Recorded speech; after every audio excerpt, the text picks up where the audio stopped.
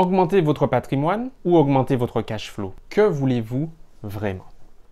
Bonjour à tous, je suis Chris Tuttle, votre expert et votre coach en gestion financière. Mon but est de vous aider, vous qui avez des difficultés avec l'argent, à atteindre votre sérénité financière et à réaliser la vie de riche de vos rêves. Quand on parle de gains, quand on parle d'argent, c'est souvent pour parler d'enrichissement.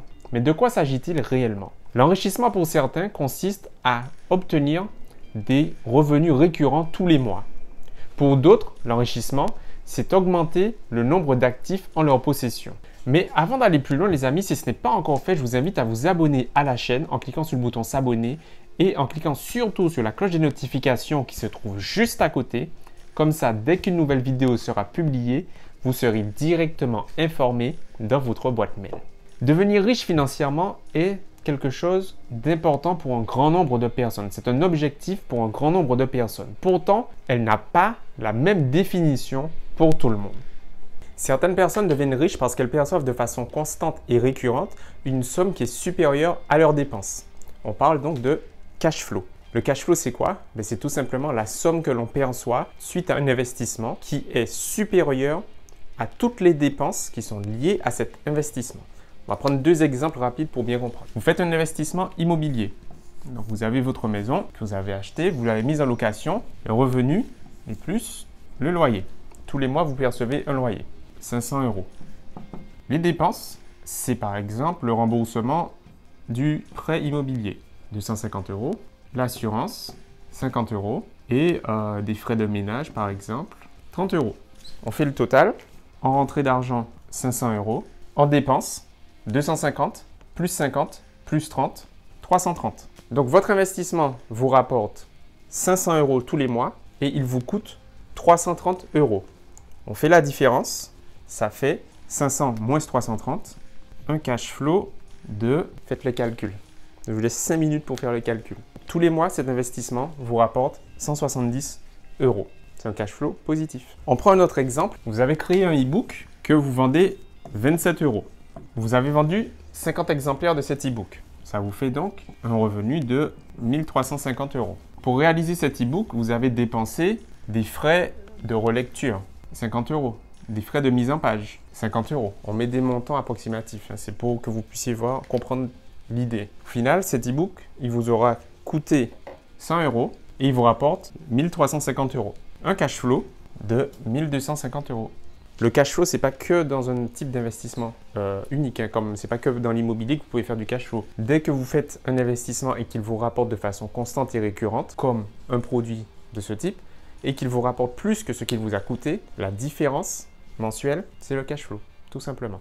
Alors, pour qui s'adresse le cash flow? Qui pourrait être intéressé par un investissement qui rapporte du cash flow? Ce sont les personnes qui veulent se créer un complément de revenus ou les personnes qui veulent obtenir leur indépendance financière.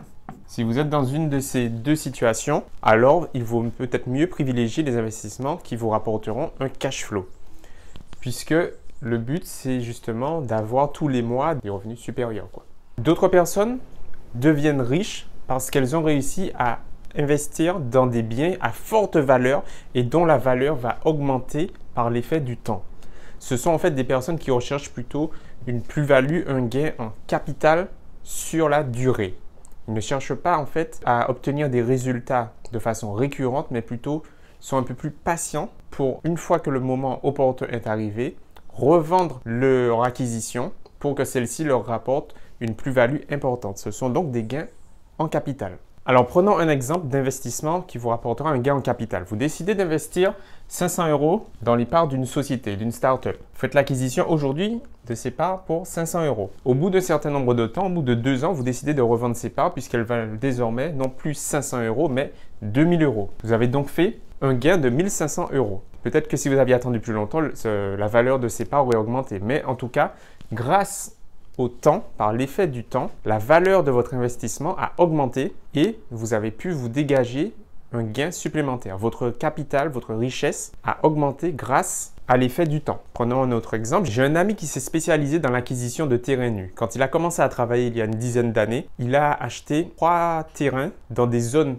peu chères et surtout à forte valeur. avec un haut potentiel à venir. Et bien, depuis maintenant 2 ans, il est en train de revendre un à un ses terrains et à chaque acquisition, à chaque transaction, il fait une plus-value entre 80 et 100 000 euros. La richesse par capital est faite pour vous si vous savez reconnaître la valeur d'un bien, si vous êtes patient et si vous cherchez à obtenir une plus-value. Avec ces 3 qualités, vous êtes beaucoup plus à même d'être intéressé et de savoir gérer la richesse par le biais du capital. Maintenant les amis, le conseil que je peux vous donner, c'est de ne surtout pas faire l'erreur que j'ai faite au début, de ne pas choisir quel type d'investissement m'intéressait le plus, lequel me correspondait surtout le plus. J'avais fait cette erreur justement de vouloir un peu de cash flow, un peu de capital, un peu de patrimoine, un peu de tout et finalement, rien du tout. Quand vous souhaitez investir, quand vous voulez vraiment obtenir des résultats, vous voulez vous enrichir, il vaut mieux trouver la niche, le type d'investissement qui vous correspond. Est-ce plutôt du cash flow? Est-ce plutôt du capital? Choisissez, ce sera beaucoup plus simple pour vous. Surtout quand vous êtes jeune, puisque vous avez le temps à votre avantage.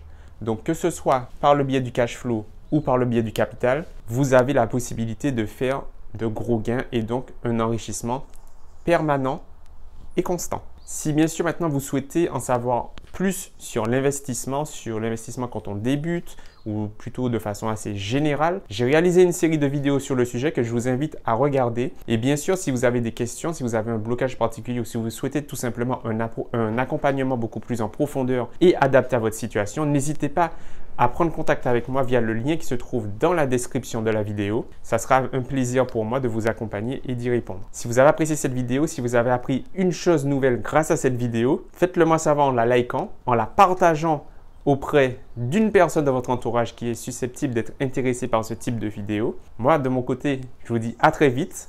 N'oubliez pas de vous abonner à la chaîne si ce n'est toujours pas fait. Portez-vous bien. Bye!